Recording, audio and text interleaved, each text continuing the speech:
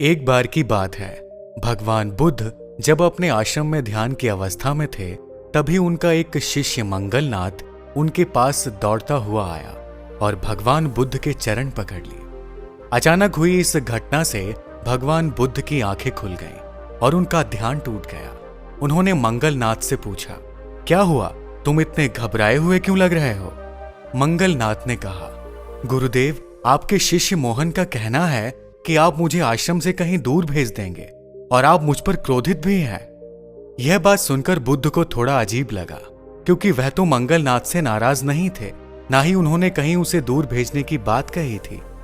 बुद्ध को यह समझते देर न लगी कि यह सारा कार्य मोहन का है। मोहन की तो पुरानी आदत है झूठ बोलने की और लोगों को परेशान करने की। बालक मोहन कुछ दिन पहले ही बुद्ध के आश्रम में शिक्षा प्राप्त करने के लिए आया था। उसके पिता उसके झूठ बोलने से इतना परेशान हो चुके थे कि उन्होंने मोहन को घर वापस आने के लिए भी मना कर दिया था। बुद्ध ने बड़ी मुश्किल से मंगलनाथ को समझाया और उसे वापस भेजा। मोहन हर रोज कोई ना कोई शरारत करता और सबसे झूठ बोलता रहता था।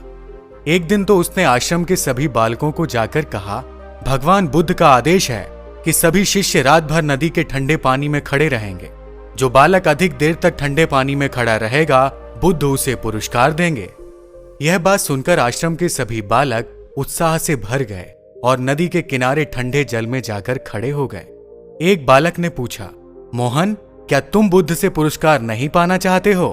तो इस पर मोहन ने जवाब दिया कि बुद्ध ने उसे संचालन के अधिकार से यहां भेजा है और सभी बालकों पर कड़ी नजर रखने को कहा है। नदी के किनारे बैठकर मोहन थोड़ी देर बाद सो गया, जबकि सारे बालक पानी में खड़े रहे। पूरी रात नदी में खड़े रहने के बाद सुबह आश्रम के सभी बालक बेहोश होने लगे और पानी में गिरने लगे। तभी बुद्ध और उनके अन्य शिष्य आए। उन्होंने यह दृश्य देखा तो वो चौंक गए और सभी बालकों को पानी से बाहर निकाला। सभी बालकों का स्वास्थ्य खराब हो चुका था। एक बालक ने बताया कि मोहन के कहे अनुसार जो बालक अधिक देर तक पानी में खड़ा रहता उसे पुरस्कार दिया जाता और इसी कारण सभी रात भर ठंडे पानी में खड़े रहे। बुद्ध को यह जानकर बेहद दुख पहुंचा। मोहन की झूठ बोलने की आदत से अन्य बालकों के जान पर संकट आ सकता था। उन्होंने यह ठान लिया कि वह मोहन से झूठ बोलने की आदत को खत्म करवा कर ही रहेंगे और उसे सच बोलने की ताकत के बारे में समझाएंगे। इस घटना के बाद मोहन कई दिनों तक बुद्ध के सामने नहीं गया, क्योंकि वह जानता था कि अगर वह बुद्ध के सामने जाएगा तो उसे दंड मिलेगा। आश्रम का कोई भी बालक मोहन से बात नहीं करना चाहता था। सभी उसे झूठा झूठा कहकर चिढ़ाते थे। कुछ समय बीत जाने के बाद बुद्ध ने स्वयं मोहन को अपने पास बुलाया और मोहन से पूछा, क्या मंगलनाथ को आश्रम से निकालने वाली बात तुमने कही थी? इस पर मोहन ने साफ इनकार करते हुए कहा कि उसने तो कुछ नहीं कहा। बुद्ध ने तुरंत मंगलनाथ को बुलाया। मंगलनाथ ने यह बात स्वीकार की कि मोहन ने उसे झूठी बातें बोली थी। इसके बाद मोहन बहुत लज्जित हुआ और उसने बुद्ध के सामने स्वीकार किया कि उसने मंगलनाथ से झूठ बोला था। इसके बाद बुद्ध ने जब बालकों को पानी में खड़े होने वाली बात मोहन से पूछी तो उसने इस बार भी झूठ बोला और अपनी बातों से मुकर गया। बुद्ध ने उसे समझाया कि मोहन, तुम हमेशा झूठ बोलते हो और देखो, अपने झूठ बोलने के कारण आज तुम इतने लोगों के सामने लज्जित और अपमानित खड़े हो। तुम्हारी मूर्खता और झूठ बोलने के कारण आश्रम के कई बालकों के ऊपर जान का संकट आ गया था। उनकी मृत्यु हो जाती तो तुम उसके दोषी कहलाते। मोहन अपने किए गए कर्म पर बहुत शर्मिंदा था। उसे समझ में आ रहा था कि अब तक उसने इतने झूठ बोले हैं जिससे कि कई लोगों को दुख पहुंचा है। उसका परिवार भी उसे अपने साथ रखना नहीं चाहता, क्योंकि वह भी मोहन के झूठ बोलने की आदत से काफी दुखी हो चुके हैं। बुद्ध ने मोहन को समझाया कि जो हर परिस्थिति में सत्य बोलते हैं उनका सिर सदैव गर्व से ऊंचा रहता है।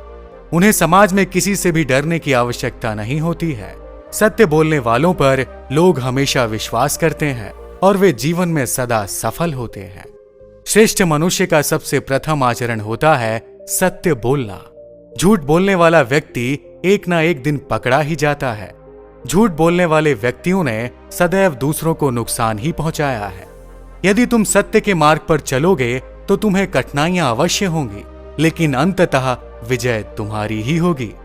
अपनी झूठ बोलने की आदत के कारण तुमने कई लोगों को नुकसान पहुंचाया है। यदि आज से ही तुम सत्य बोलना शुरू कर दो तो सभी के प्रेमी बन जाओगे।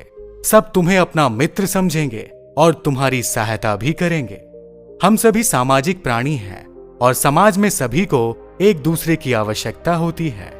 सत्य बोलने वालों के सदैव अधिक साथी होते हैं, जबकि झूठ बोलने वाले व्यक्ति पर कोई विश्वास भी नहीं करता, और यदि वह किसी समस्या में है तो कोई उसका साथ भी नहीं देना चाहता। झूठ बोलने वाले व्यक्ति के मन में हमेशा एक डर होता है कि कभी भी उसका झूठ पकड़ा जा सकता है, जबकि सत्य बोलने वाले हर परिस्थिति में गर्व से खड़े रहते हैं। भगवान बुद्ध की बातें सुनकर मोहन की आंखों में आंसू थे। उसने भगवान बुद्ध के साथ साथ आश्रम के अन्य सभी बालकों से भी क्षमा मांगी और जीवन की हर परिस्थिति में सदैव सत्य बोलने का निर्णय लिया। मोहन का जीवन उस दिन के बाद से बदल गया और आगे चलकर वह बुद्ध के परम शिष्यों में सच्चिदानंद के नाम से प्रसिद्ध हुआ।